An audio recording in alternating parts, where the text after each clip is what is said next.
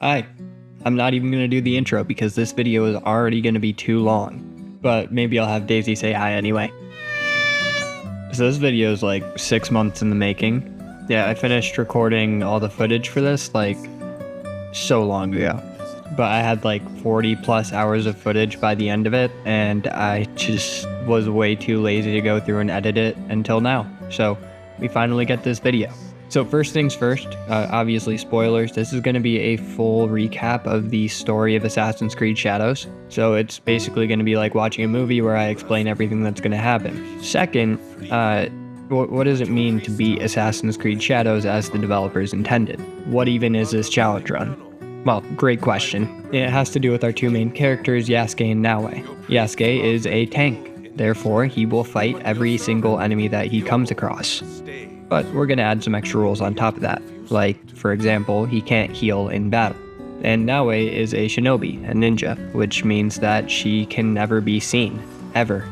But we'll add some extra rules to that as well. For example, she cannot use throwing items, which, by the way, I didn't think of that rule until like a third of the way through the run when I realized how powerful those were. And I'll show you the point in which I decided to not use throwing knives anymore. And I'll mention all of the other random rules that make this even more difficult as we go, but for now, we'll start with that. So Yasuke is an outsider taken in by Lord Oda Nobunaga, and he becomes his prized samurai. They attack Iga. Iga is where the shinobi come from. So Naoe and her father must defend Iga from the attackers. And unfortunately, we've already lost this challenge because Naoe was just detected. But we didn't have much of a choice there, so we kill that guy and continue to move. Naoe's father gives her a hidden blade and tells her to go to a tomb in the mountains. There is a special box there that must be protected at all costs. And along the way, we learn how to knock out or assassinate some targets. Crouching in the tall grass is a great way to do that. So slowly and carefully, we try to make our way all the way up to where the box is, hopefully not being seen in the process. We do grab it, but a masked samurai comes out of nowhere attacking Naoe and taking the box. Naoe survives, but is hurt in the process. Her father grabs her and takes her to a friend to heal up. Naoe, meanwhile, feels like she's failed her father and wants to go and get back the box, so she infiltrates Kitano Castle, and this is one of our first real tests of not being seen. And let me elaborate a little bit on the rules here. So with this rule set, we can be seen, but we can't be detected. And you see that bar with the eye at the top of our screen? So if that fills all the way up, that means we've been detected. I think it turns red too or something. Anyway, we take out the nearby guards, kill our target, and manage to escape with the box unscathed. This safety doesn't last for long, as when Naoe escapes, she's actually shot. And thus we've been detected once more, again failing the challenge. Now during this cutscene we actually get to see who our enemies are. And this is where I first realized how long this game was gonna be. My god, that is a lot of targets. Anyway, Naoe's father comes to the rescue, but...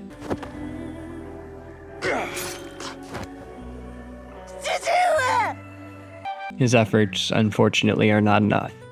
With the box gone, and her father gone, Naoe is left to heal, feeling like she's failed everyone she's known.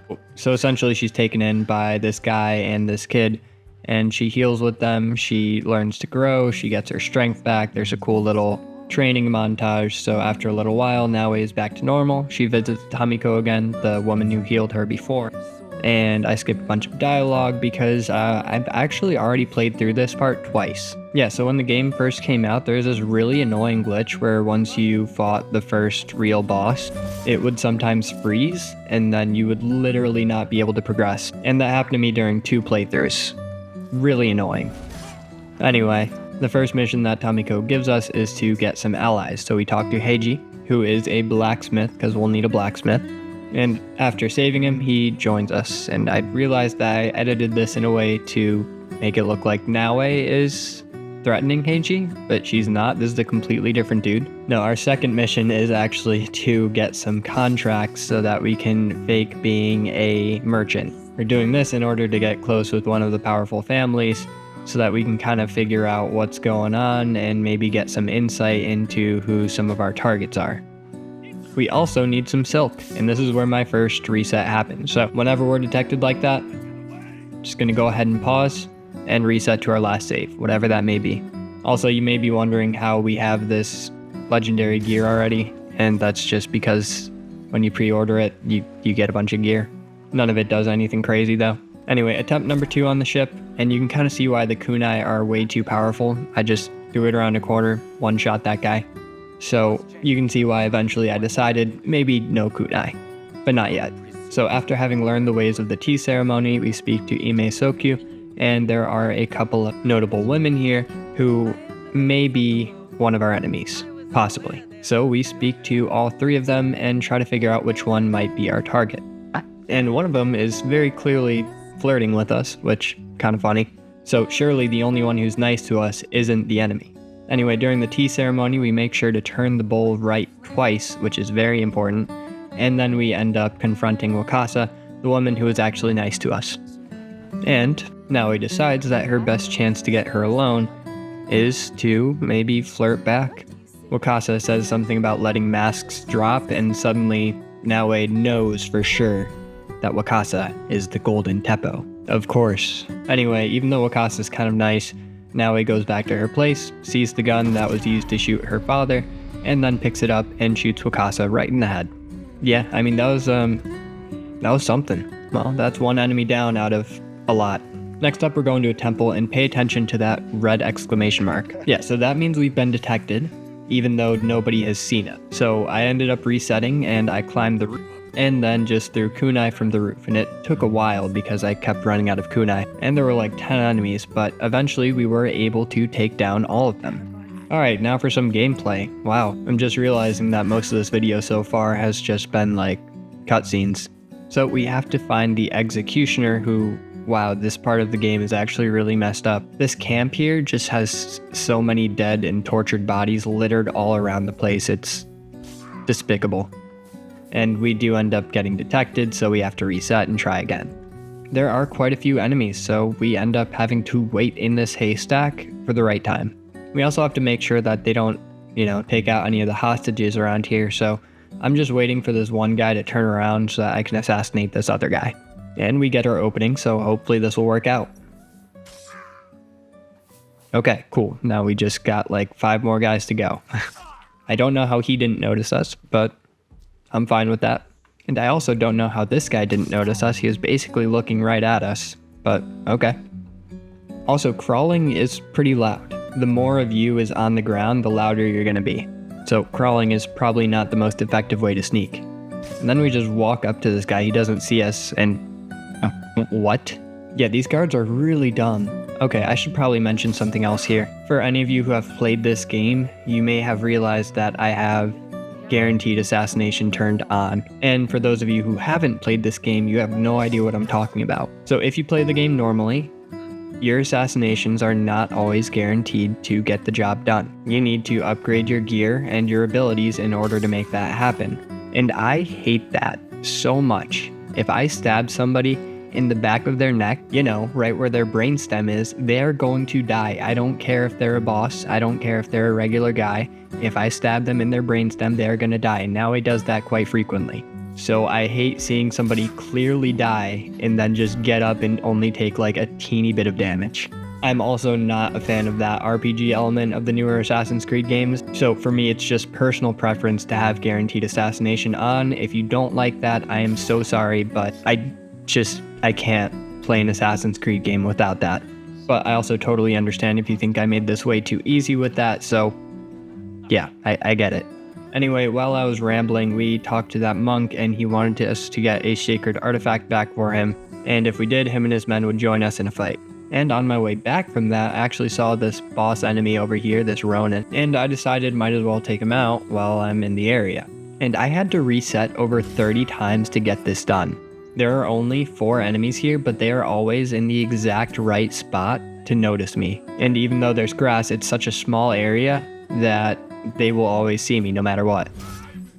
But I wasn't giving up. This was going to teach me how to use my tools more, like the smoke bomb or the bell, the shinobi bell. I think that's actually what it's called. So my plan became smoke the 3 guys over there and then hide in the grass and wait for them to start looking around. Unfortunately, that didn't work, and I had to reset again. So this time I figured I would use the bell so that they would be lured to a specific area, because if you use the smoke bomb on harder enemies, they'll just run right out of it. So we tried the bell and then a smoke bomb, and that guy ran right out of it and didn't notice us. Okay, we have a chance. So we kind of just gotta wait until they start to separate a little bit. And they did. This guy went in the tall grass over here. I threw another smoke bomb, took him out. 2 left. I decided to wait in the grass again, use the eagle vision to see through walls, which is so overpowered, and I wish that I hadn't used eagle vision. But I did end up taking this boss guy out, and we're good to go. This woman doesn't count as detecting us. And since these guys put me through so much, I decided to take out this guy too. Why not? And yeah, that actually just wasted about an hour of my life. Crazy. Wasn't even a mission, that was just a side objective. Anyway, we talked to Kyonyo again, and he tells us that he will help us fight Wade Koritake, one of the other masked men who killed Naoe's father. And while Kyonyo's men are tasked with fighting the foot soldiers on the ground, Naoe is tasked with stopping the shooters from above. So we use our smoke bombs and some air assassinations in order to take out these shooters without being seen. And some of them are more difficult than others, but sneaking around on the high rooftops makes it pretty easy. And I also want to mention that we are on the hardest difficulty detection-wise as well, so enemies do have an easier time detecting us, even though it might not always seem that way. Yeah, some of these guards are just really stupid. Anyway, with that, we've taken out the snipers, and now all that's left is Wade Koritake. Also, apologies if I mispronounce any of this. I haven't played this game in like 6 months, and I don't speak Japanese. But we end up sneaking around, taking out most of his guards, and with only Wade left, we can go up behind him and finish the job. And then Naoe, having seen the death and destruction that she's caused, both for the monks and for the enemies, is kind of remorseful. I mean, it's a horrible, horrible scene, honestly. And not wanting to see any more death, Naoe stops the good guys, the monks, from killing an unarmed bad guy. And Yaya, a friend of Kyonyo's, says that these men deserve forgiveness, but Kyonyo doesn't agree. And they brutally kill an unarmed, surrendered man. Which kind of makes you think twice about who's the good guy and who's the bad guy here. But on our way to the next mission, we see a beautiful white Akita, and he looks like a friend, so he comes with us. One of the best parts about this game is that if you pet a dog or a cat, you can then have that dog or cat be in your base.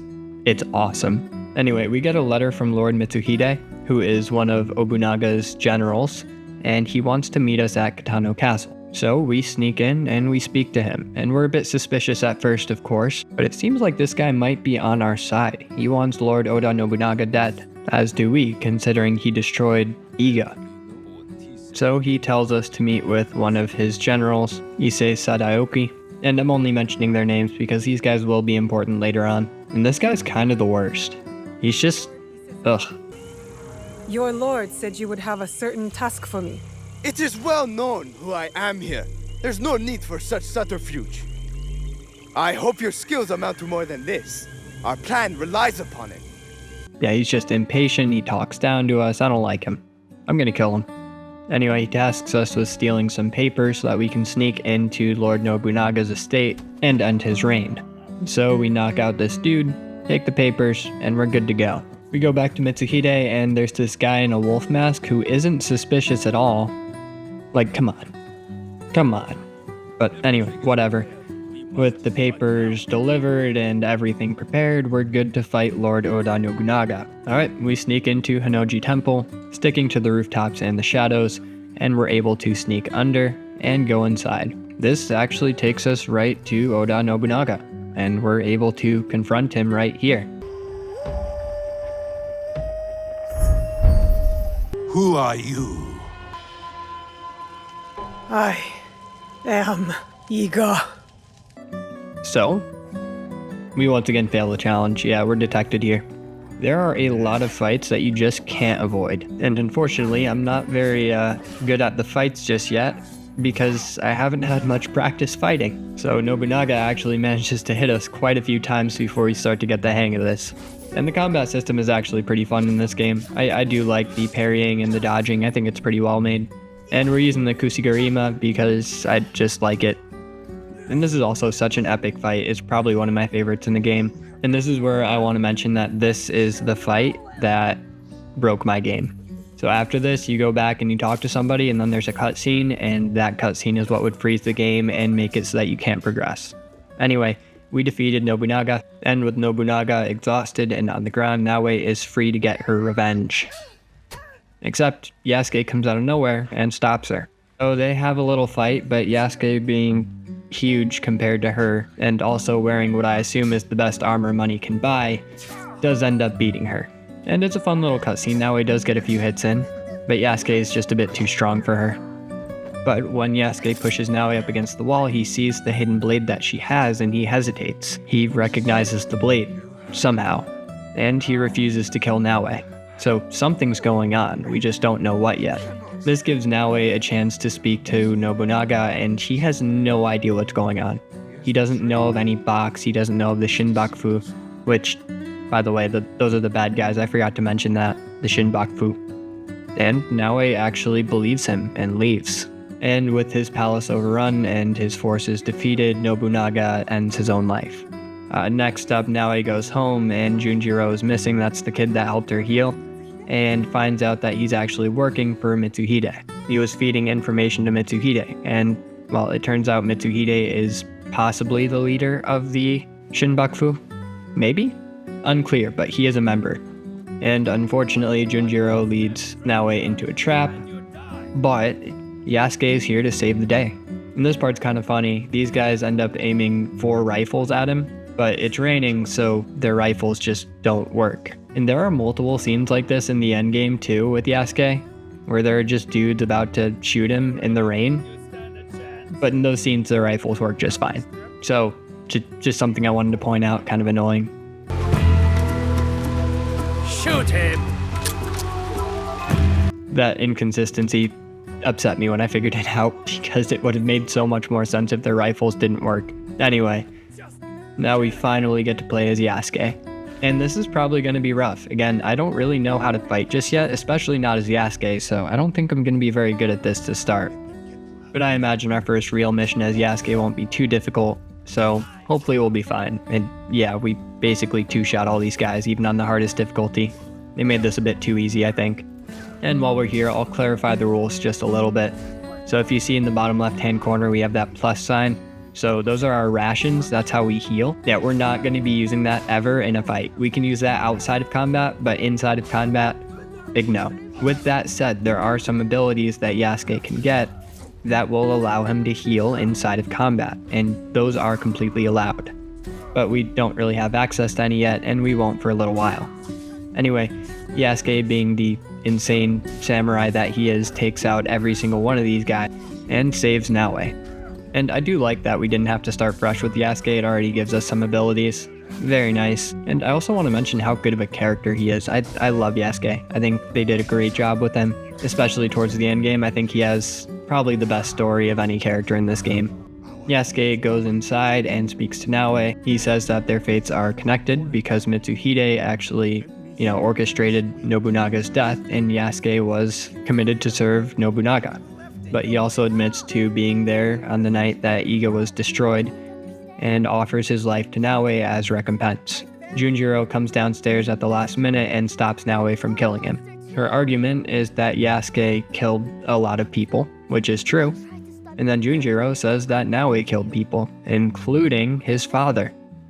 And Naoe finds out, and she feels so bad because she doesn't remember, or at least doesn't realize that the man that she killed was Junjiro's father.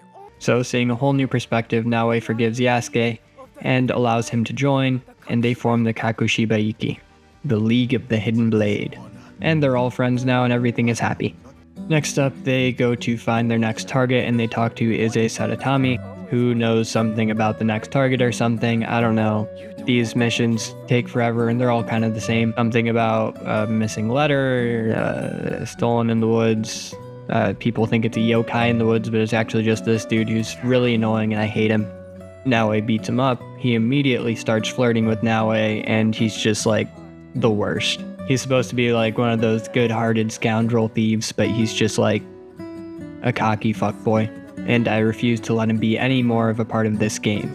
Anyway, the good news is we found a cat, and this cat can now join us back at our hideout. And the other good news is I'm starting to realize how much I left in during my rough cut of this game. So maybe this won't end up being 2 hours long, and maybe just like an hour and 20 minutes. That's not too bad.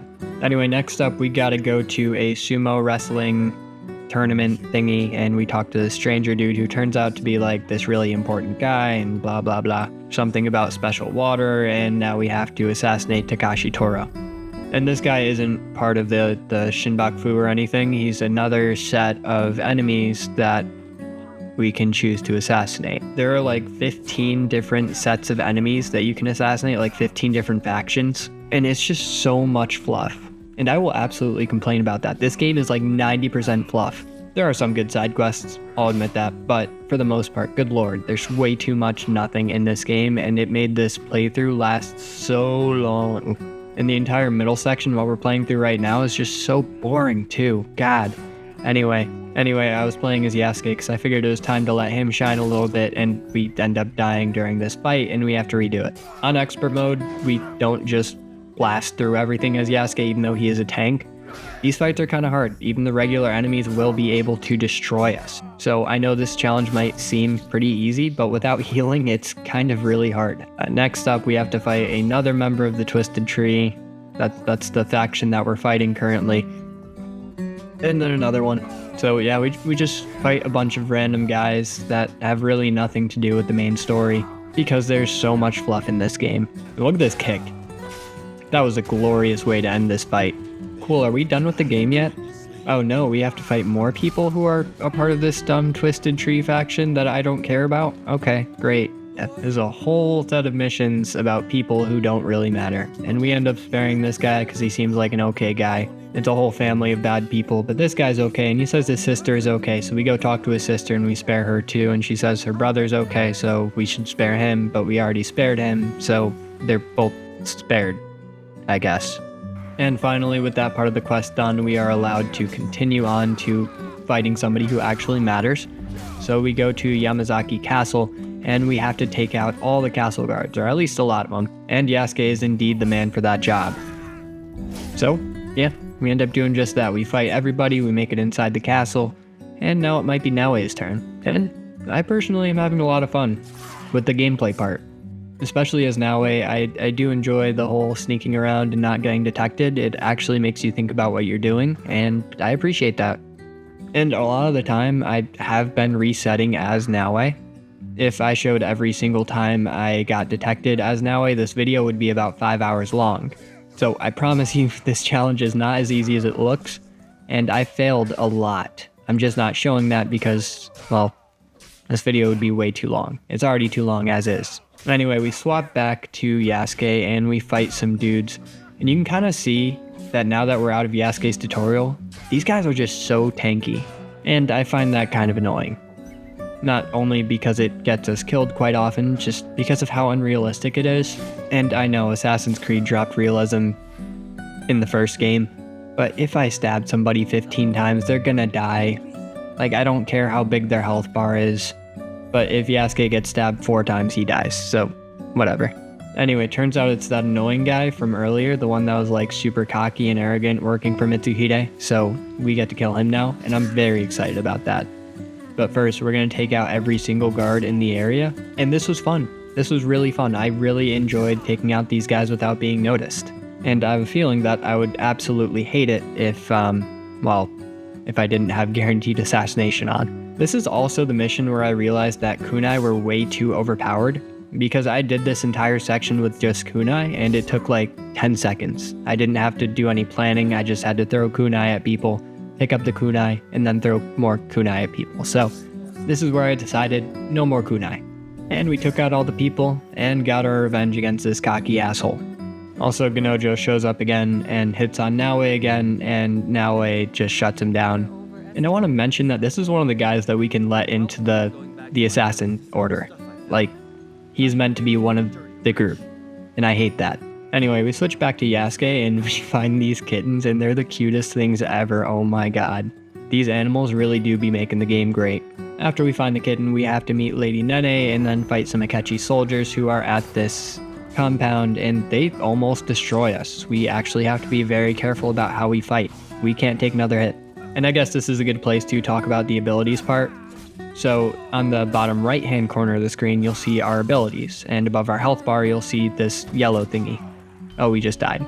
So the yellow diamond is our adrenaline meter, and once we have a diamond, we can use an ability. And to fill it up, we basically just have to do damage, and there's some other random stuff that'll help us with the adrenaline meter.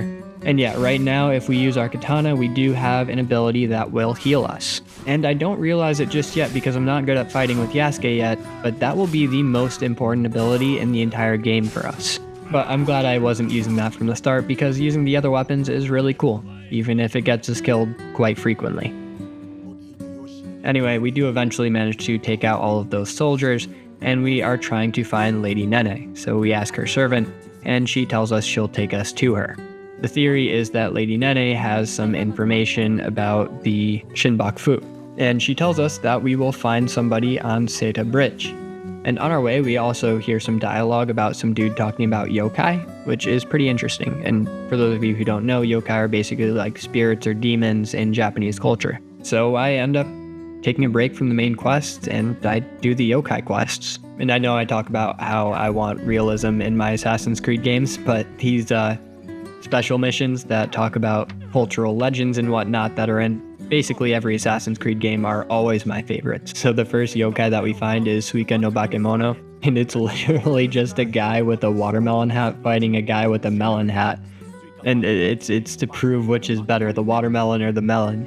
This is great. I'm so glad I did this side quest. And we get to choose who to fight for too. So I choose the watermelon because I'm a big watermelon fan. It's one of my favorites. They are indeed crisp and refreshing. And since we said watermelon is more refreshing, we have to now defend it with our life. So now we have to fight the Melon Lord. And considering that we have a real sword and he has a wooden sword, yeah, this isn't a very difficult fight. And even though we stabbed him in the neck and then slashed him across the stomach, he was fine. And the title of Melon Lord now goes to the Suika, the watermelon. So, that's funny. Definitely no yokai here, but I am glad that they found a way to reference Avatar.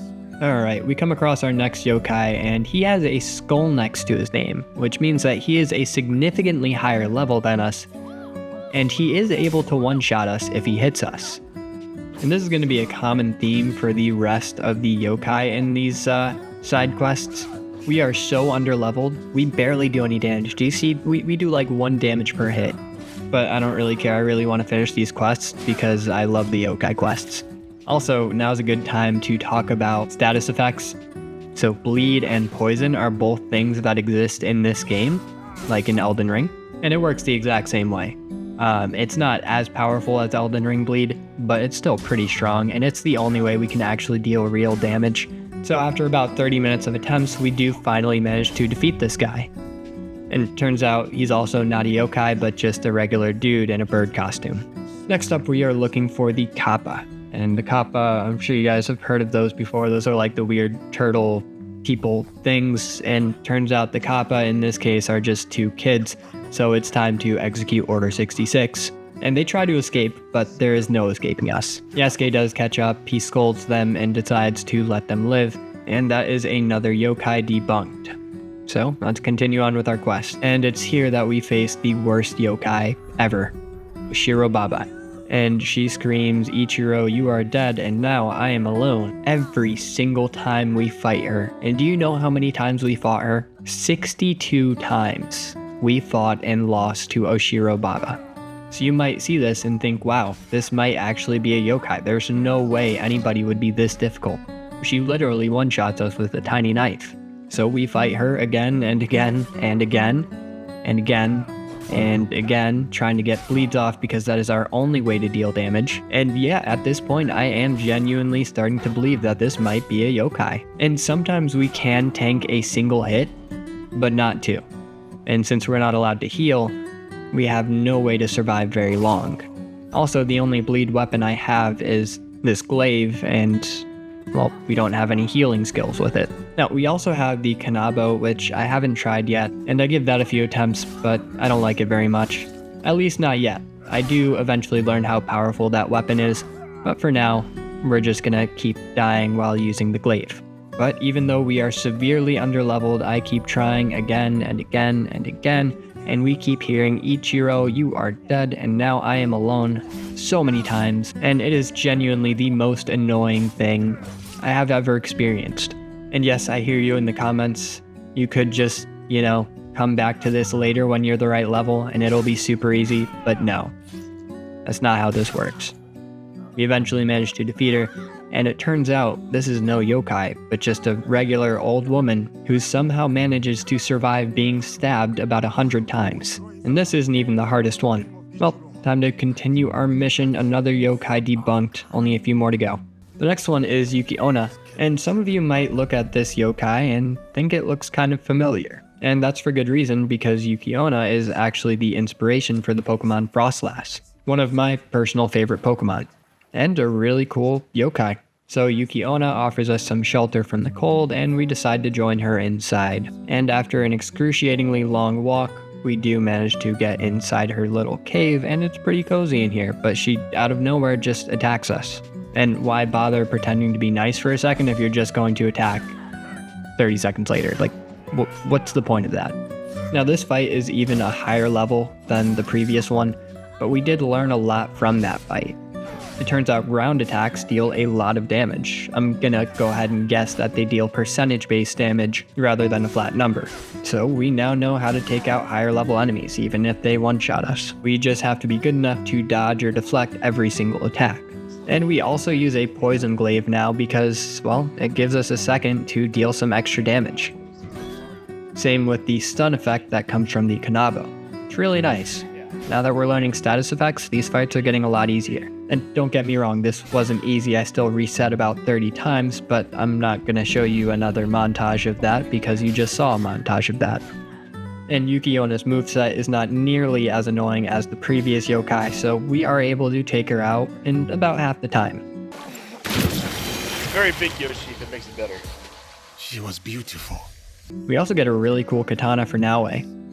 We're not able to use it for a very long time because it's a high level weapon, but we'll keep that in mind for later. Also, there was one other yokai, but I totally forgot to hit record when I took it out, so yeah. Obviously, it was just a human. Same with Yukaiiii. But now we're at the end of our quest, and we get a special surprise. Since we tried to disprove all of the earlier yokai, we actually get to meet a real one. Turns out we actually came across her earlier on in our yokai missions. The one that I totally forgot to record, actually. And now we have to fight an actual yokai. That's crazy. I don't know how many times I've said yokai here either, but I kind of figured they would do something like this, and I'm very excited. This is Aoanden, and I have no idea how to say that or any of the lore about this yokai, but we're gonna fight her.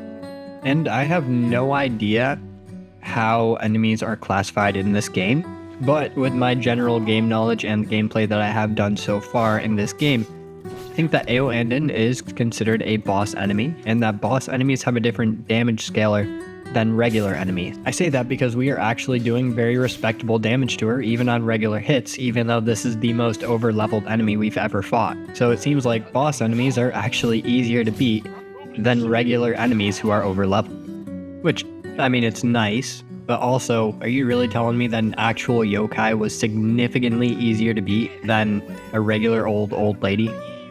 Like, come on. Anyway, we do get a special white cat from it, which is just awesome. Well, we're all done with the yokai, so we can go back to that bridge where somebody is doing something that we need to see. This is where I realized that I hate the antagonists in this game, because we get to see another glimpse of the next Shinbakufu that we are going to kill, and he's just a coward. Which I think it's totally fine if you depict one of these guys as cowards, but they should be scary.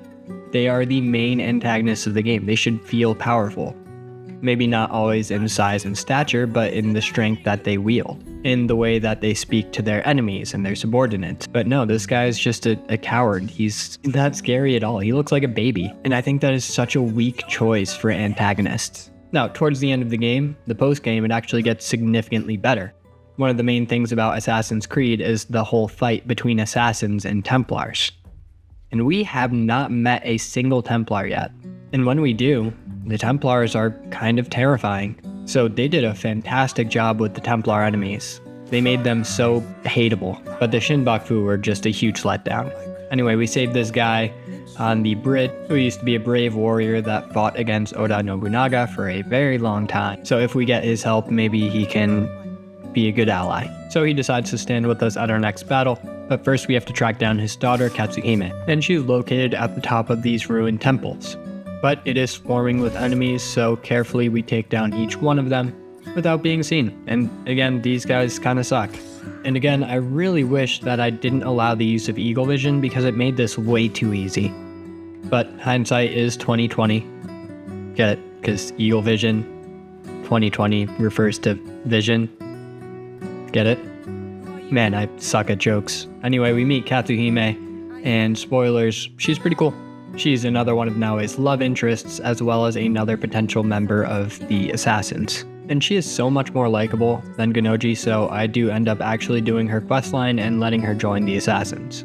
Anyway, before all that happens, she does decide to join us at the next fight. This is also a good time to mention that I've been doing a bunch of stuff, like collecting the scrolls in all the temples and doing Naoe's special quests and doing all of the Animus quests to get Animus credits for the Battle Pass.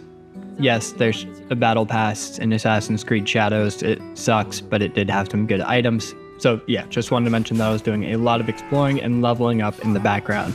Our next target is Yoshimitsu, so I decide to stick with Yasuke for the first part, and we just break into his castle like normal, take out a bunch of guards, and then we get to fight Yoshimitsu. Why are you here? I am here to fight you.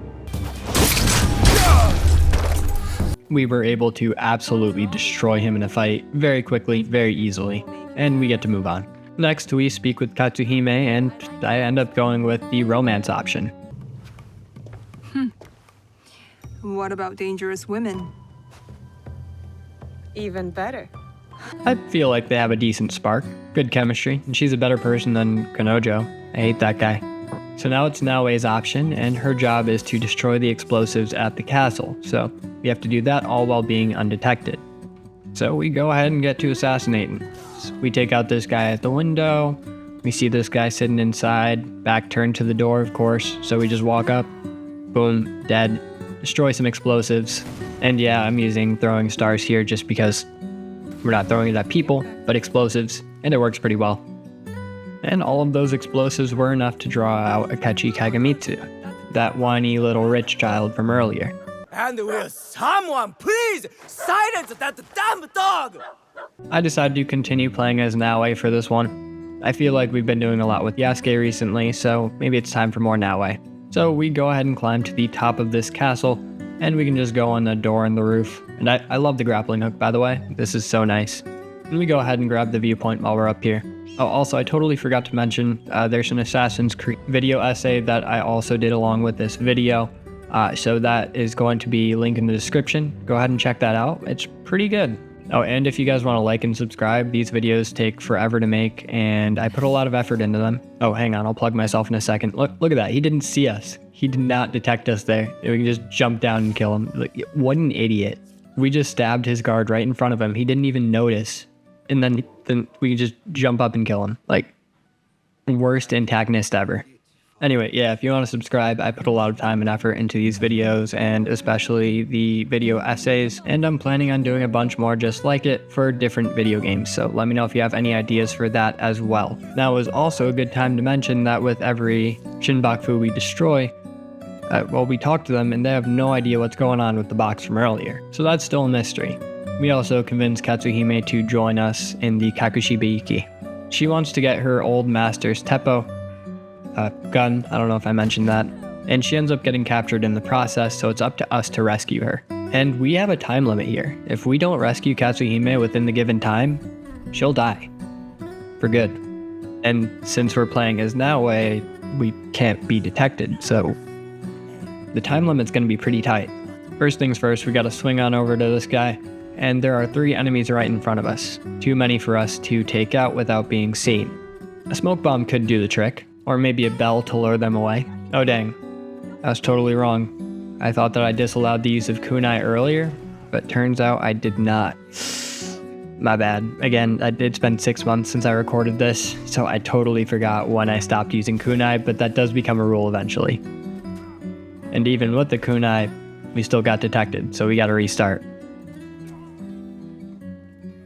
Alright, attempt 2 at saving Katsuhime.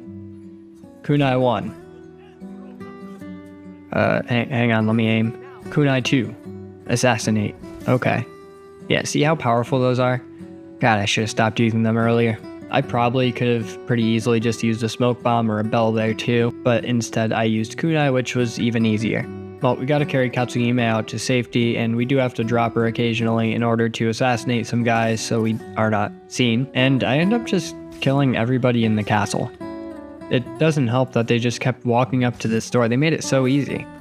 And I'm like 60% sure this is the mission where I stopped using kunai because I realized how strong they were. I mean, look at that. I could just throw it at that guy. Boom, dead. And with that, we've cleared out basically the entire castle and we can just walk out, Katsuhime in hand. Next, we swap back to Yasuke, who is clearing out a temple complex in order to help an abbot. He's found the location of the Shinbaku known as the Ox. And the Ox is definitely a better antagonist than some of the other Shinbaku because he's actually somewhat intimidating. He's large and strong and it's a good fight. But first we have to clear out a bunch of enemies who just have way too much health. And we do end up dying a few times, but that's par for the course because fighting is actually kind of hard on the expert difficulty. But eventually we do manage to save this abbot guy and we can continue our quest to destroy the Ox. First things first, we gotta get his invasion plan, which involves clearing out an entire camp of mini-bosses. And yeah, one of the rules I set for Yasuke is that he has to destroy every single enemy in sight, which means we can't just run up and grab the invasion plan and run away. We have to fight all of these guys, which takes so long. And we die many times. Yeah, there's an archer or two shooting at us from the side. There's a bunch of mini-bosses with a lot of health and some pretty strong movesets. Some spear guys that are just really annoying. It's not fun, but after about 30 minutes of attempts, we do manage to win, and we get the Ox's plans. Meanwhile, Naoe has to fight her way on the ship and kill the Ox's lieutenant. And this is really, really easy. All we have to do is climb up the back, hop in this window, and kill this guy who's not even facing us. Super easy, barely an inconvenience. She also grabs a shipping manifest from him, which may or may not be helpful. Well, we had a bit of a break from anything too difficult, but this is where that break ends. As per our rules, we have to fight everybody. So we gotta fight the people in front of this castle as we search for Seiji. Who's Seiji, you might ask? I have no idea. I completely forgot. Again, it's been like 6 months since I actually played this. And yeah. Anyway, this new healing skill with our katana is coming in handy, as you guys can see. But even with that, I'm not really a great fighter with the katana just yet, so taking damage is par for the course, as is dying.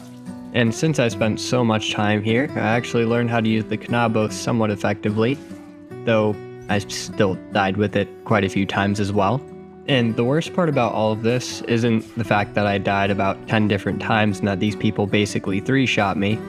No, it's the fact that I didn't even need to fight these people in the first place. Seiji is behind the castle, not in it. I just didn't pay enough attention to the map and decided to take on an entire castle's worth of enemies. So yeah, we're doing great. And it took about 15-20 tries, but eventually we did make it past all these guys.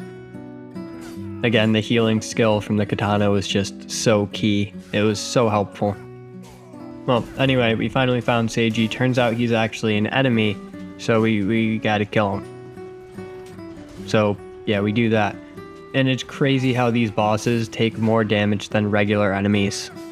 Like, I don't know what their coding is, but boss enemies are so much easier to fight than regular overleveled enemies. So with that said, before long, Commander Seiji falls. So now we have to assault another castle, and we're fighting this Suno guy. And this Suno dude is the Ox's right hand, basically. And while we're fighting, Yasuke actually tries to convince Suno to not fight and to, walk away. but of course, Suno does not listen and unfortunately perishes at our hand. So with that, we have yet another boss to fight, the Ox, and he summons in quite a few enemies. So even though he himself isn't overly difficult, we still got a lot to deal with in order to get to him.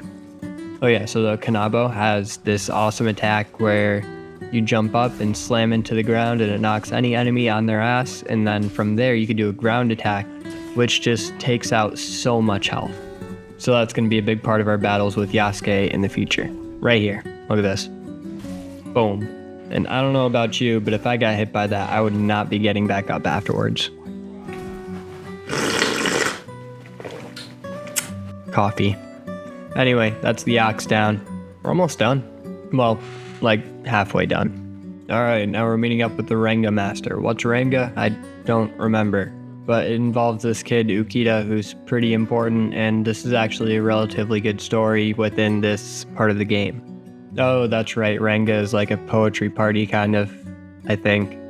During the poetry party, they get attacked and Ukita gets kidnapped, so we gotta go rescue that kid. Now we gotta deal with some fake merchants, so we go ahead and find them, and we gotta come up with a little plan. Unfortunately, they're all standing right next to each other, so this might be kind of difficult to do this unseen. So I go ahead and throw a bell and then a smoke bomb to separate and confuse them. Cut. We go for one and immediately get seen, so we're resetting. And why did it just skip ahead? Okay, we're gonna go ahead and assume that I found a way to make that work, because when I edited this 6 months ago, I guess I didn't include the successful attempt or forgot to or something, so yeah. Anyway, we find Tokubei under here gambling. He gambled away all of his clothes, and then I'm pretty sure we bring him back to his wife, who's kind of mad at him. And we get some information about a special guest in this temple complex, and surprise, surprise, it's Ukita, so we can rescue him.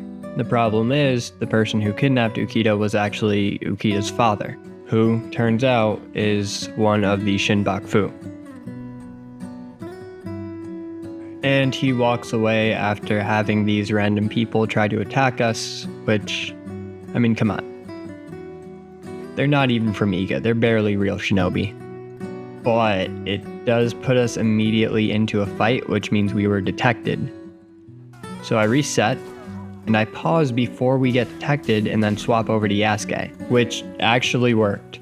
So whenever we're thrown into a fight like that as Naoe, I can just swap to Yasuke and then we'll be totally fine.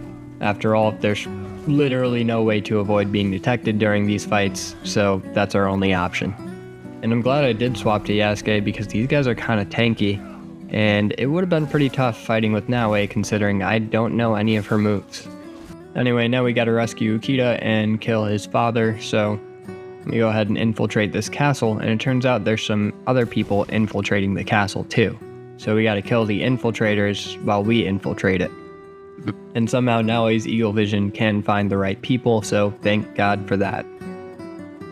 And I'm not going around killing everybody, I'm just gonna go ahead and sneak around, kill the infiltrators, and then go in. I think there were 4 of them, and they were all relatively easy. They were meant to be killed by Naoe, so of course they were stationed right behind some tall grass or like next to a corner, so taking them out with Naoe was pretty easy. For this one, we just waited for a good opportunity, so that marksman over there probably could see us if we jumped on this fake servant here, so I threw a bell once he was next to that other guy, and then they were both looking the opposite direction, so I could go ahead and assassinate that person and then run away. This next one was standing in the middle of a courtyard in the open, but nobody was really looking at him, so I just threw a bell to the only people that were kind of looking in that direction. They looked away for a second, boom, dead. The bell is quite nice, as are the shadows that basically make us invisible to all of our enemies. And this next part was actually really cool. So there were a bunch of shinobi stationed around this park courtyard thingy, I don't even know what to call it, Homaru. And we had to find clever ways to take out each and every one of them without being noticed. It was actually a really fun part of the mission. I enjoyed this. So the first one was right in front of a door, so we just open the door, knock him out. This guy was literally in the tall grass, so we could just walk up to him, kill him. Yeah, the only thing that we have to watch out for are the shinobi watching others. And with the bell, we can make them look in a different direction. So, yeah, pretty easy.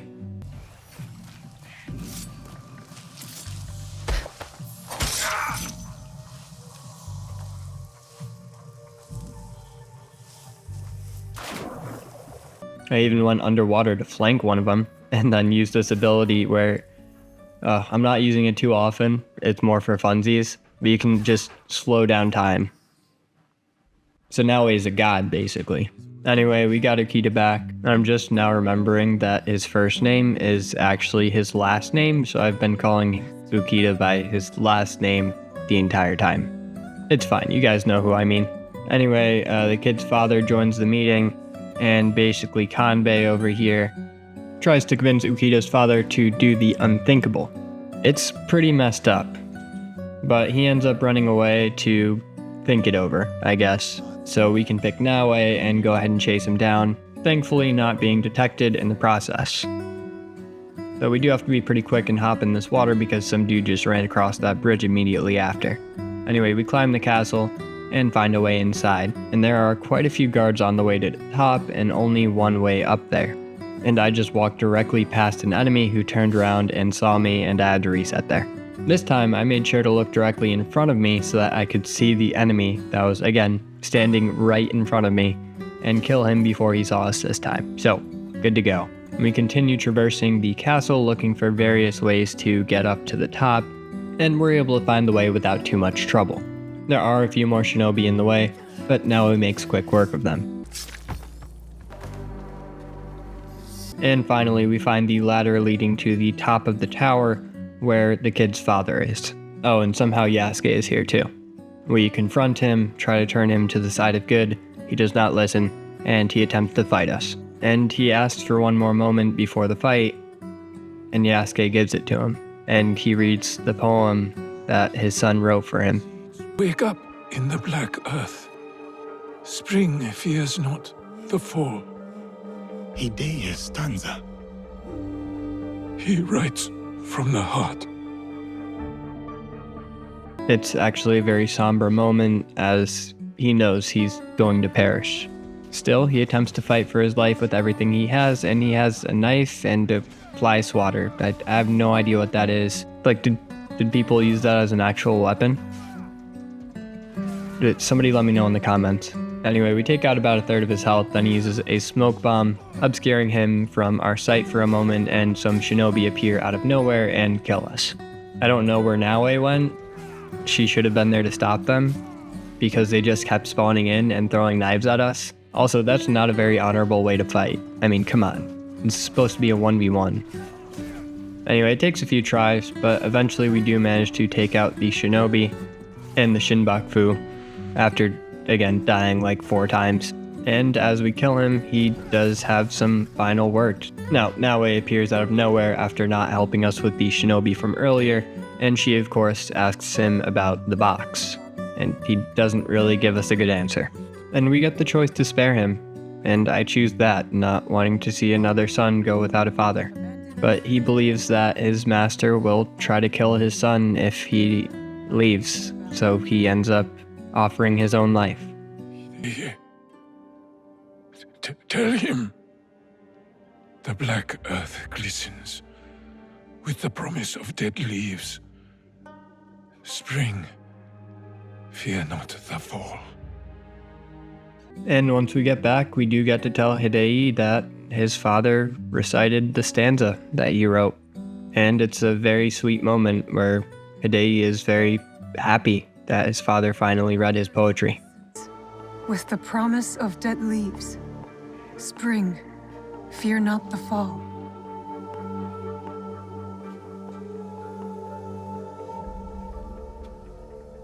He read it. There are some great missions in this game. And as somebody who has lost their own father, that one hit hard. Anyway, only 5 more to go, and gosh, this game really is beautiful. They did a great job with the environment, and I think I'm going to try to blow through this a little bit quicker now, since we're so close to the end. Yasuke speaks to Lady Yokaiiii. I don't know how to say that, but we are tasked with killing some corrupt daikons to get an invitation to a Shinbaku banquet. Okay. We also blow up a gunpowder shipment, and you guys can kind of see like what this game is. Every single Shinbaku member you have to do like 3 or 4 quests for, and then you can fight them. And that fight usually involves infiltrating a castle or temple complex and then killing them at the top. There's so much fluff in between each Shinbaku member, and I wish that I had cut more of it out of this video, but it's fine. Anyway, our next target is the wheel, and after doing a couple of missions, we finally find the wheel. So we infiltrate this temple complex, but first we gotta make it to the wheel. So we tag every enemy we see, and get ready to just run past them because we don't really need to take them out. And with that, we're pretty close. We just gotta take out a few targets that are guarding the entrance to where we need to go. And we take out one, somehow manage to escape sight, and hide in the bushes for a minute. Now, what makes this really helpful is this guy is just walking right up to us, so we should be able to just assassinate him when he gets close enough. Yep, and we unlocked a new skill with our Kusigurima. It basically just allows us to do assassinations from further away. Still helpful. We also use our slow time just for funsies. We don't even need to use that, but we ran up to him and assassinated that guy. And I guess he was important because it did a slow-mo thing. Oh, he was a corrupt daikon. Oh look, another faction. Cool, we make it to the temple that we need to get to, and we look through the door to see who the wheel could possibly be. Yasuke looks in, he hears a feminine voice that he recognizes. Oh no, it's Lady Yokaiiii. And her servant basically beg for their lives, saying that they were coerced and forced to be in the Shinbaku. So we could either attack her or spare her, and whatever, I choose to spare her. My boy Yasuke has a crush, so I would never take that away from him. And Naoe is pretty pissed considering this is one of the people that got her father killed, and she throws a shuriken above her head, but we successfully spare Lady Yokaiiii. Cool, 4 left. Next up is another really fun set of missions. We go to this temple complex, and this weird dude named Kojiro appears out of nowhere and starts talking about the spirits. But he's definitely not a spirit, right? I mean, he just appeared out of nowhere. He's wearing the cleanest clothes. I mean, he even looks like a spirit, but he's just a normal guy. We also talk to this Jokin guy, and then Kojiro's waiting for us outside again, and then we talk to this Shinto priest guy, and then Kojiro talks to us again. Yeah, he's appearing literally everywhere, but Naoe still does not suspect that he may be a spirit somehow. Anyway, we grab some clues from this place. I don't even bother really killing anybody, I just sneak around. And then Kojiro appears out of nowhere and talks to us again. And then we go to these castle ruins where we have to kill everybody at the castle, including the bandit chief. And thankfully we're doing this during the nighttime, so we are less likely to be seen, which is quite nice. And it's relatively easy to climb up to the main castle part. So we climb up, kill this dude, but unfortunately we're seen, so we have to restart. And it sends us all the way back to the bottom of the castle, which kinda sucks, but whatever, we learned our lesson. This time we assassinated him from a hanging position, which made sure that we were not seen. Alright, good to go. That guy's still sleeping, might as well just kill him now. And since I wanted to be cool and use the Kusigurima assassination, I actually got detected and had to restart again. Anyway, we climbed to the top of the castle afterward, and there were only 3 dudes who weren't even looking at each other, so we could just take them all out very quickly and easily. Oh, I forgot to talk about armor. So we have a piece of armor that gives us an ability, and that ability allows us to throw a kunai at a nearby enemy after a successful assassination. So that's kind of what just happened there. And we're not using kunai anymore, but we will allow that because that's a different ability. Plus, I think it's kind of cooler. And honestly, it gets us detected more than it helps us, so yeah.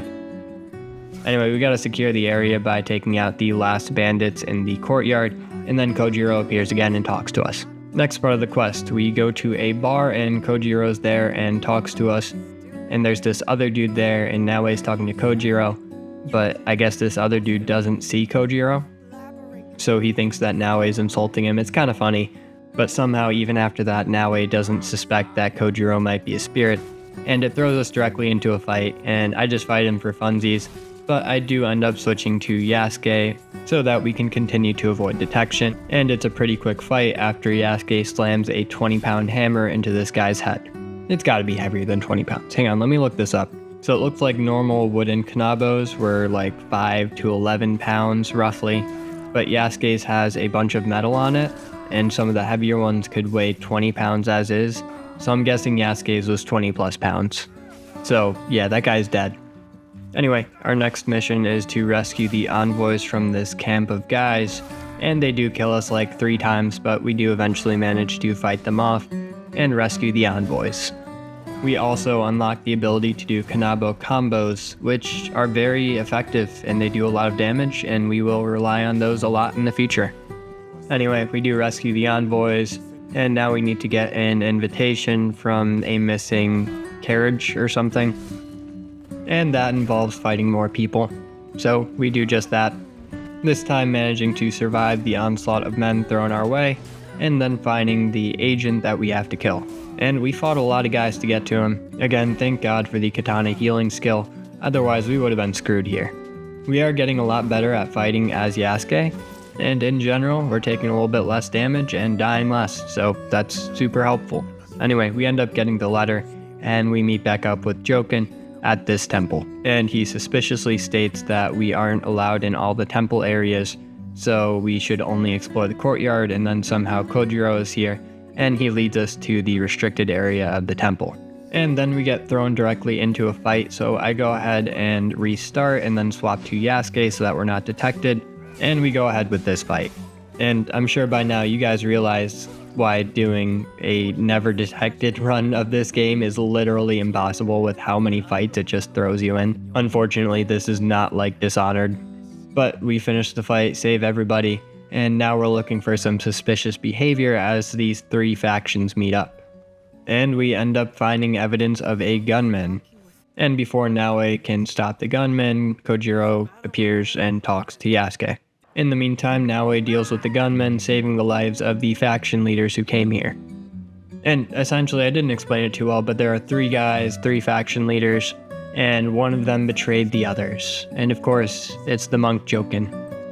The other 2 factions were all about fighting each other, and Joken was like, oh, we just gotta be peaceful. And it was very clearly just a facade the whole time, but we figured it out, and Yasuke threw a knife at Joken, he caught it, it was pretty cool. And then we're thrown into a fight as Yasuke, and we have to take out a bunch of attackers. And we do that pretty quickly, which leaves Naoe the task of assassinating Joken. So we just run past everybody, we don't even bother assassinating anybody else, and we find Joken just standing there, and we can just kill him. It says we're detected for a second, but that's because there needs to be a cutscene. So, yeah. He's dead. Another member of the Shinbaku down. I'm not even going to bother explaining the next one because the quests are just so boring to get to him. But essentially we find out that the next member of the Shinbaku is actually just a musician. So, yeah, we find the mask, we find his music, and then we kill him. That's it. That's it. I'm not doing more. God, I just want this game to be over. I will say this a million times. It's so long and there's so much fluff in this game and it's so annoying. Like at this point, I was so done with the game that I didn't even bother switching to Yasuke for the fight. I just stayed with Naoe, killed this guy. What are you gonna do about it? Come on. And it's crazy. We still have like 30 minutes left in this video. All right, just like that, another member of the Shinbaku down. That just leaves 2. Akechi Mitsuhide and the leader. In the meantime though, Naoe does find this assassin hideout, which is pretty cool, and she gets her assassin robes. And this turned out to be a pretty cool storyline, getting the assassin robes and whatnot. Anyway, we find this general guy who wants to kill Mitsuhide, so we join up with him and we begin to fight. Yasuke of course fights all the enemies on the ground, Naoe will assassinate some people in the meantime, and it's not too difficult. We're just gonna skip through it. Yasuke confronts Mitsuhide, and he's pretty pissed considering that Mitsuhide is the reason that Nobunaga died, so yeah, Yasuke wants to kill him. Mitsuhide, being kind of a coward, just runs away, tries to escape, and of course, Yasuke and Naoe catch up to him before he can run. And he does become brave. He decides to face his fate with honor. He even sends away his samurai so we can have this sick 1v1. And he's a pretty good fighter, but it's not the same as the fight against Nobunaga. Now that was an epic boss battle. It was in a burning building. Naoe was confronting the man who she thought killed her father. This is just on a dirty, sandy street next to a river. So, I mean, kinda lame. But Mitsuhide is still a pretty good boss. He managed to kill us a few times, so no complaints there. I'll skip ahead just a little bit because he does have a lot of health, and it's just me swinging the Kanabo around and doing the ground attack whenever we get it. What's cool about this boss fight in particular, though, is that once we break his shields, Naoe actually comes in and subs for Yasuke. Kind of a team effort, you know? And I like to fight as Naoe. Her fighting style is so much different. She's much faster. But she deals a lot less damage, and we also don't really know how to fight with her too well. So we're just gonna have to do our best. We have the Tanto knives equipped as well as the Kusigurima, and the Tantos are super fast, but we also just don't do that much damage with them, even with the fast, I guess, rate of fire. And we can swap to our Kusigurima, do a ground attack, and get some good damage off. And this other special attack, which is pretty fun. And I'm actually doing a lot better with Naoe than I thought I would, considering I, again, don't really know how to fight with her. But I did get some abilities because I knew we would have to do some boss fights with her. So we're not entirely helpless. We take out Mitsuhide, and yeah, one left. It's pretty exciting. Perhaps. But so do you.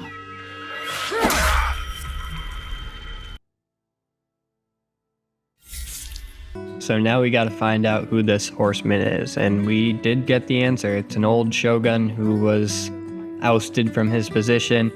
We just meet up with him. He's just sitting there waiting for us. And you know what? I respect it. He gives us the box and offers to tell us about his masters in return for his life. Yeah, it turns out this guy was working for the Templars. And Yasuke was actually kidnapped by the very Templars who this guy's working for. And this is where the game finally gets really good. Alright, so since the Shinbaku are all dealt with, we'll call this the post-game. And in the post-game, you have to do some quests as Naoe, you have to do some quests as Yasuke, and you have to help out Junjiro, that kid from earlier who's part of the Assassins, kind of. Naoe's quests involve finding out more about the Assassins and her mother, who was an assassin. And while those are interesting, I don't really want to highlight those because they're also pretty boring. It just involves doing some parkour and killing a couple of people. Junjiro's quest is basically about cooking, which is kind of fun. So you just help him get some ingredients and whatnot. Oh, I will cover this part of it because Naoe literally just does magic here. She plays her mother's song on her flute thingy, and this giant stone door just magically opens. Like, what? Anyway, turns out this is where the boxes were kept, and yes, there are 3 boxes with 3 crown jewels or whatever they are, and I have no idea what they do. But in there, she finds a letter from her mother. I think it was to her father. And then this guy appears, Hattori Hanzo, the infamous Ronin. Turns out he's basically the last surviving member of the Assassins in Japan, and he has the other box.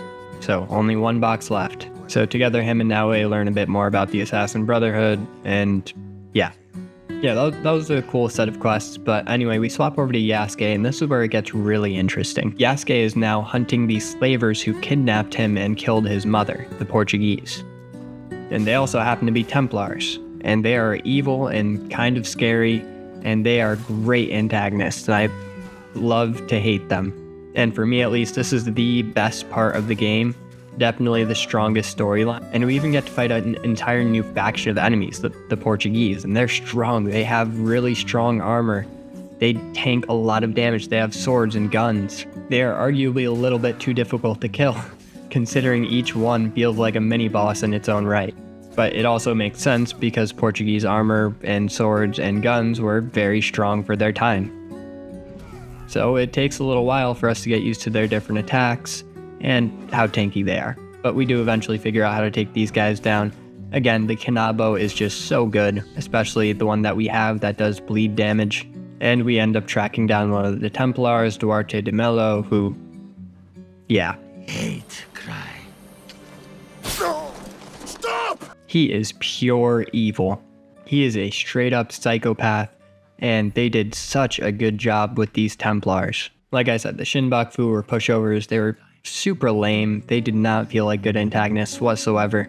But the Templars, they made the Shinbaku look like coughing babies. They really did such a good job of showing off the Templars' power at this point in history. So here Yasuke is looking for Nunokaro, who is the leader of the Templars here.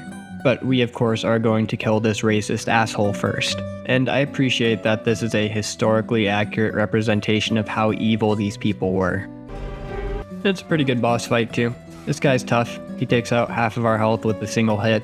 So we just gotta continue to dodge. We also have a new healing ability with our Kanabo. Yasuke basically does a big scream and then we recover health over time, which is quite nice. Anything to get our health back is awesome.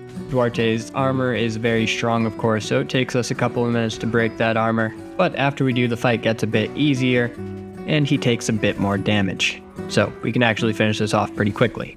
He does almost take us down, but we managed to dodge at the right time and get a great counterattack off, allowing us to heal back up. Again, thank God for healing skills. Yeah, I'm not playing this game again, but if I ever do, I'm gonna do a run where I don't use any healing skills and no eagle vision on Naoe to make this even more difficult. Anyway, Yasuke is able to get his revenge against Duarte. It's great. Revenge is dull. Just like death. Where is your master? Where is Nunokaro? Who wants to know? Where is Nunokaro? You are no one. A sad, nameless nothing who thinks they stand for something. You are simple, boring, predictable, dull. Just like her.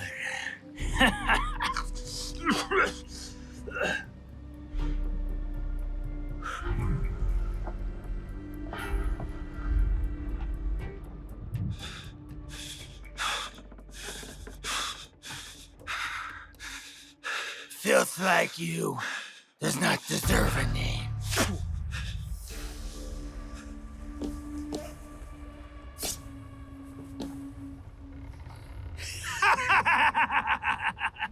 My name is Yasuke.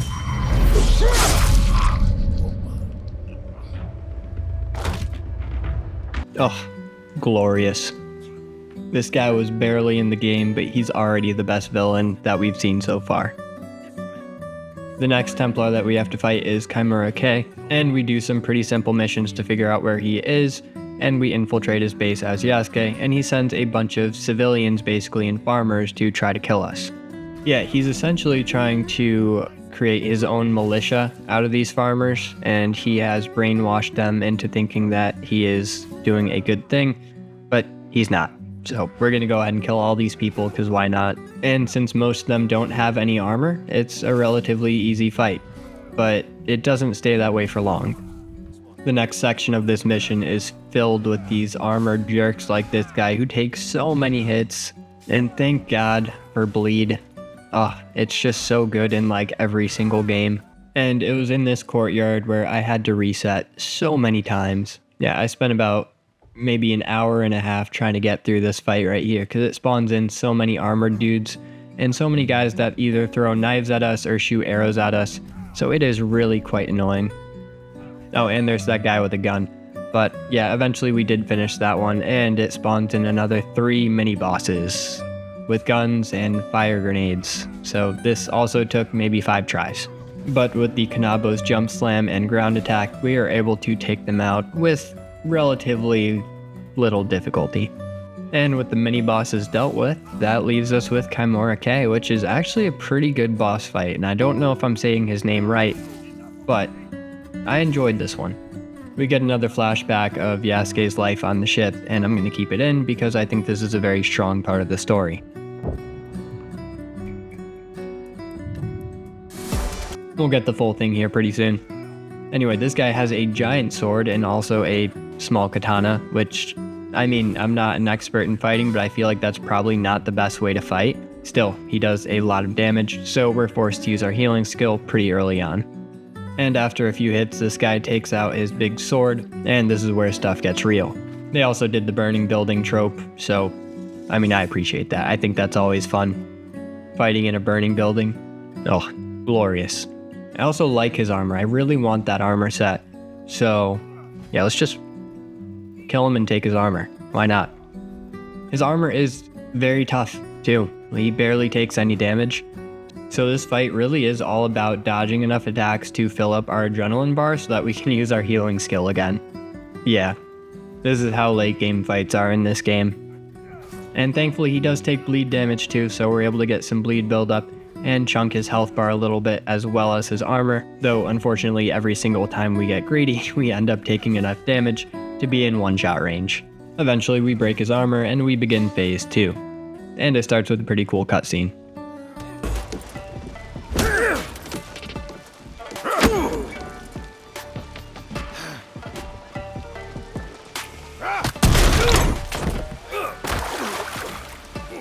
And unfortunately, our first attempt at phase 2 very quickly ended in our death, even though we almost killed him. But that's okay. We'll be back. This time we managed to dodge out of the attack that killed us last time, and we're able to do a ground slam and ground attack to finish him off. Good fight, decent enemy, cool armor. I am taking that armor, that is mine now. You're done with it.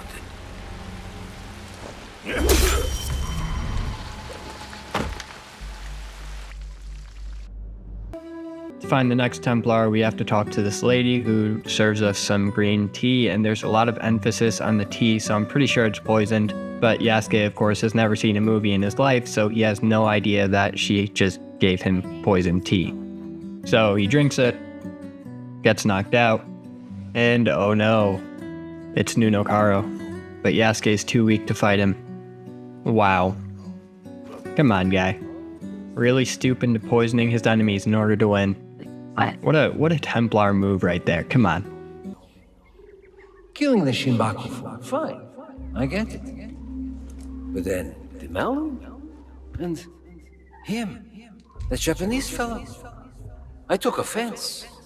And not.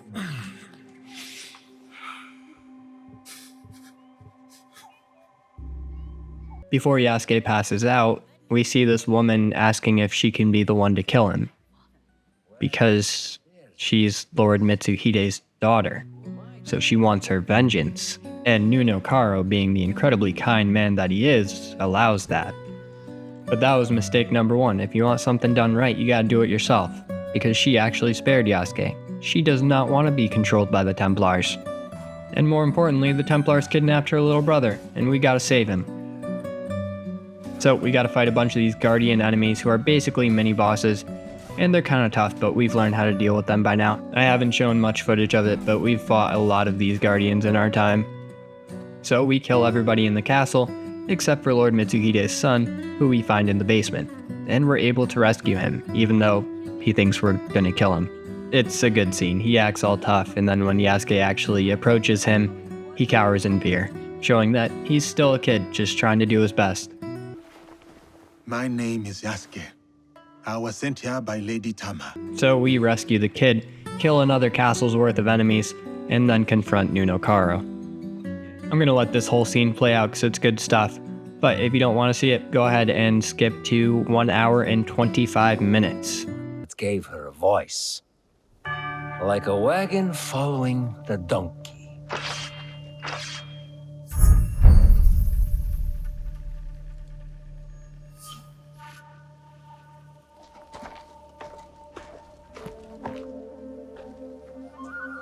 Speak of the devil. You will answer for what you did. You speak as if we know each other personally. We do.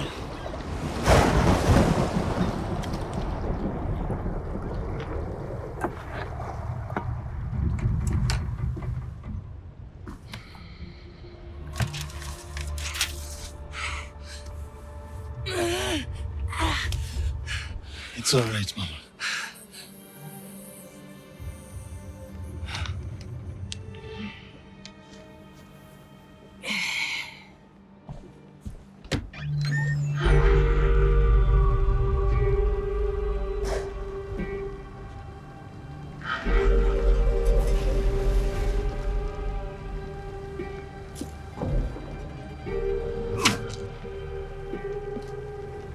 Yokaiiii!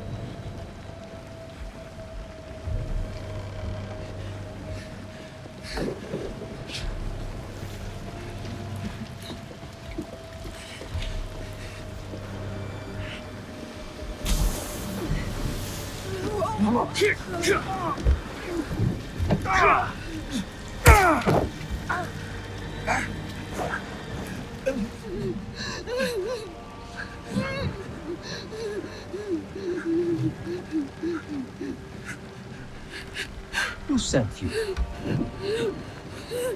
No one, Senor Caro. No one.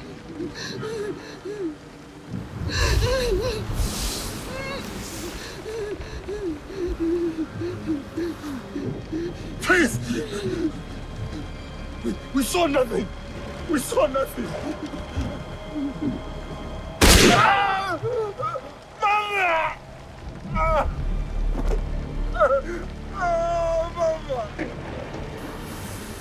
Mama! It's of your own choosing.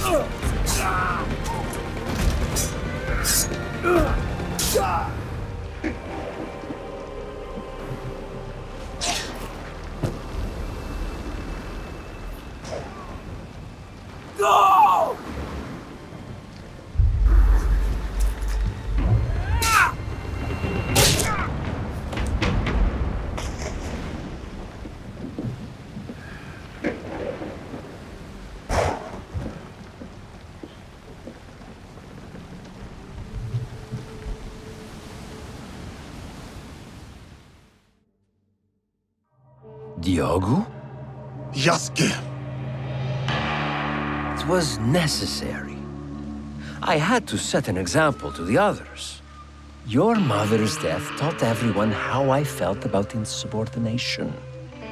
Everyone except you, it seems.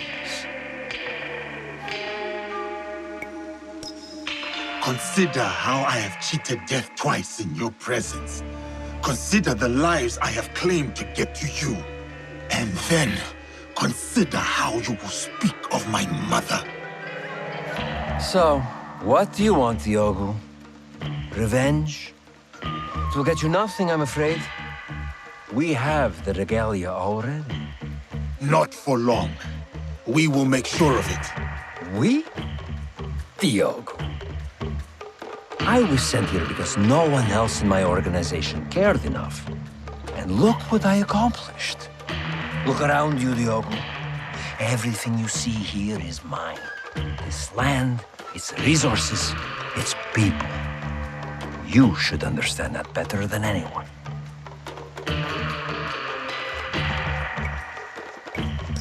If you know what honor is, you will face me alone. This is between us, Caro. There is no us, Diogo. We are not of the same kind. Do you know what I mean? I do. I'm gonna go ahead and interject here. It's raining again, and they should have just done the same thing they did earlier where the guns didn't work while it was raining. Because these guys are just pointing guns at Yasuke, and they still work. He just walks up to them and starts to fight them, even though they all have guns. It's a firing line. They should have done the thing where the guns don't work in the rain. Anyway, Nunokaro escapes into his temple, assuming that we're gonna die. But like I said earlier, if you want something right, you gotta do it yourself. So we kill all the Portuguese, both in the courtyard and in the castle, and then all that leaves is Nunokaro, who I love this boss fight. This is my favorite boss fight in the game by far, except for Oda Nobunaga. He first pleads for his life and threatens that if he dies, then the rest of his organization will come here and destroy everybody in Japan, but we don't care. And what I love about this boss fight so much is how easy it is. He has like no health, he is such a pushover, and it is so satisfying to absolutely destroy this guy. It feels earned after everything Yasuke's been through, after everything we've been through as the player. It feels like an earned destruction, and I love it.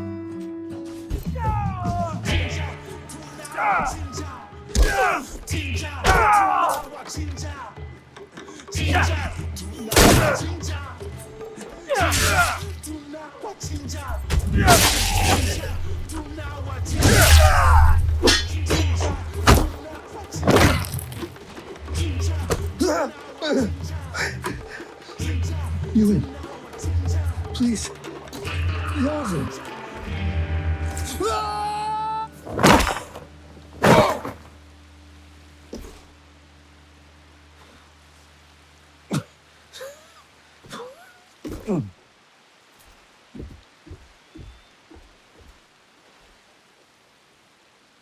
Your death will only ever be a message to your compatriots. One that says you should fear us. We will hunt you down. My crew will send everything at you. They will try. We will be ready. And they will discover everything is not enough. This isn't over. It's the beginning, in fact. The beginning of your end. It is done. Declaring war on the Templars. A fool's errand. Goodbye, Diogo.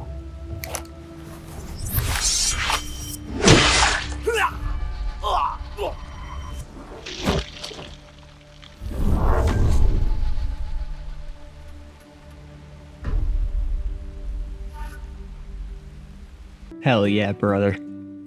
A perfect end to... Oh, wait, this isn't the end. Hang on. In order to get the true ending, we actually have to do Junjiro's quest real quick, so we go ahead and do that. We talk to him a bit, we get him some recipes and some ingredients to make some food, and I'm not even going to bother showing it, but this is the official ending. We watch the sunrise, or sunset, I think sunset, with the boys, and even though I loved Nunokaro's death, I was very dissatisfied with the ending because we only have 2 out of 3 boxes and we don't even get to see what's inside the box or what it does. We have what I assume is a piece of Eden, but we don't know what it is. It's DLC bait and I don't appreciate that. The main game should finish the story and the DLCs should be add-ons rather than a continuation. At least in a game like Assassin's Creed, which really shouldn't be a live service game. Anyway, that's all I got for you guys today. If you want to subscribe, this video took forever to make, and I would really appreciate that. I have plenty more both video essays and challenge runs coming out in the future, so get ready for that. Anyway, thanks so much for watching. If you want to subscribe, go for it. That would mean the world. If not, that's totally okay. Your viewership is always enough for me. Thank you to Serena, my member, and anybody else who shows up and watches these videos and comments. And yeah, you guys are the best. You're the reason I keep doing this. So thank you. Have a good one.